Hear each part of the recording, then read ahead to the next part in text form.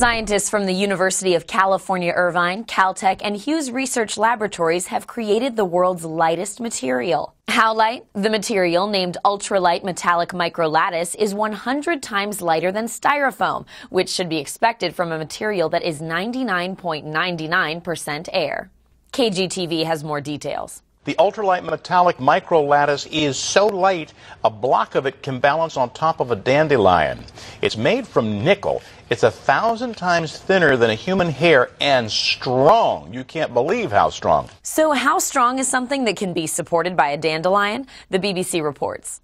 To study the strength of the metallic microlattices, the team compressed them until they were half as thick. After removing the load, the substance recovered 98% of its original height and resumed its original shape.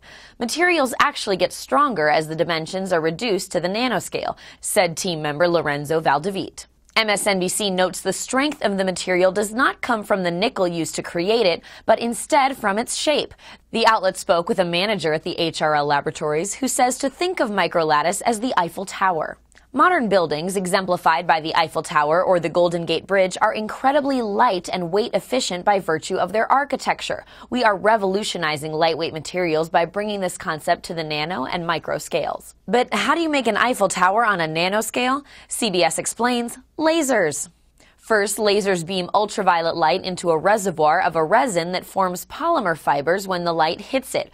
The fibers follow the path the light takes, and using multiple beams create multiple interconnected fibers. Next, the rest of the resin is washed away. The polymer fibers are coated with a very thin layer of nickel, and the polymer fibers are then dissolved, leaving only the metal lattice. Impressive stuff. The LA Times wonders how we can use this complicated material in a practical way. That's still to be determined. UCI's principal investigator on the project brought up impact protection, uses in the aerospace industry, acoustic dampening, and maybe some battery applications.